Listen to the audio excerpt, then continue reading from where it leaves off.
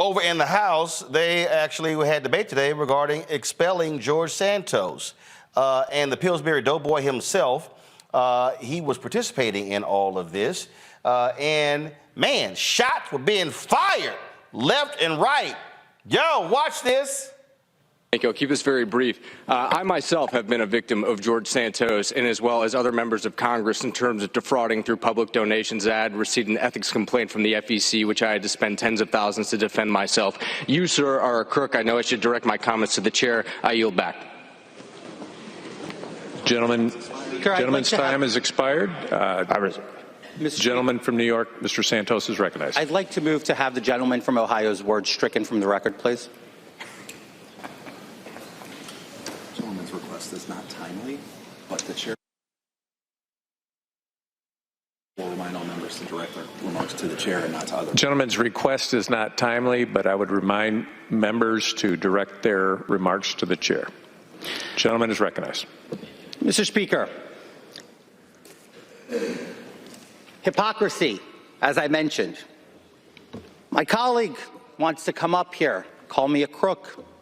Same colleague who's accused of being a woman beater. Are we really going to ignore the facts that we all have passed and we all have the media coming out against us on a daily basis? This boy done said if y'all expel me, I'm telling everybody who y'all cheating with, the orgies, who beating your wives. He about to sit here and just drop all the tea. Go ahead, do it. Put your money where your mouth is, homie. We want to hear all of the scandalous stuff because the Democrats ain't about it to really put it out there like that. So you need some Republicans. It's unlike some good old Republican on Republican crime to really get the down and dirty out there. That's what I want to see. So yeah, go ahead, Santos. Go ahead and take everybody down with your ass. And Lord, here's that fool Matt Gaetz, you know, the one who liked little young girls. Watch this. Here's why. Since the beginning of this Congress, there's only two ways you get expelled. You get convicted of a crime, or you participated in the Civil War. Neither apply to George Santos.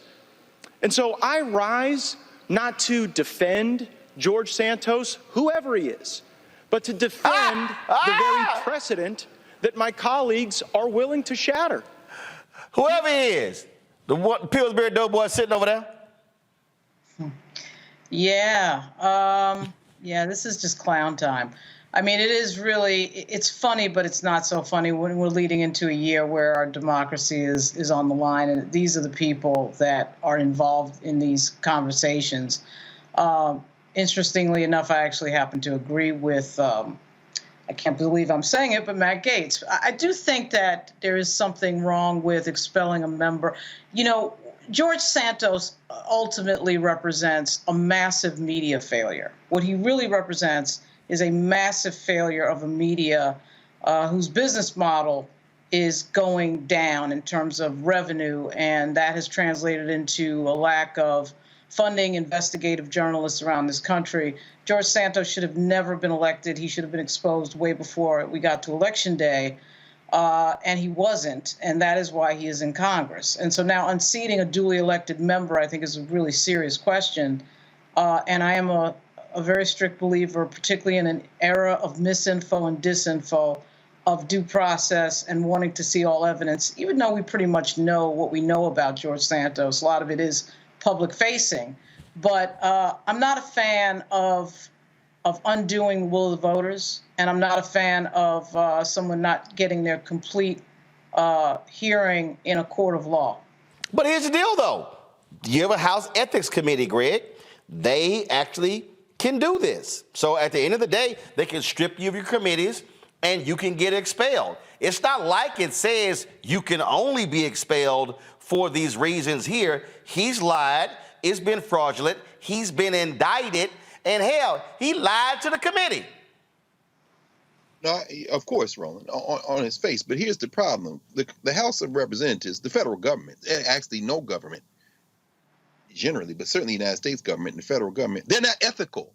This isn't a moral question.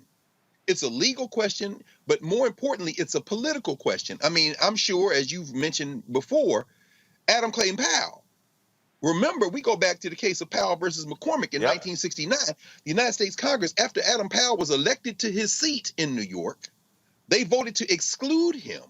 And he went to the court and it got the Supreme Court. And Supreme Court says, you know, but the question is, can the House exclude a duly elected member of the House of Representatives if the member has satisfied the standing requirements? And what are the requirements to be a member of Congress?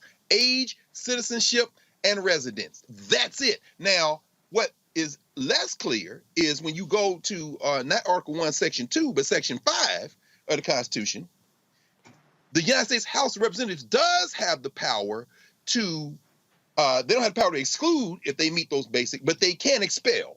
So you're absolutely right, Roland. Legally, they can do it, but this is a political question.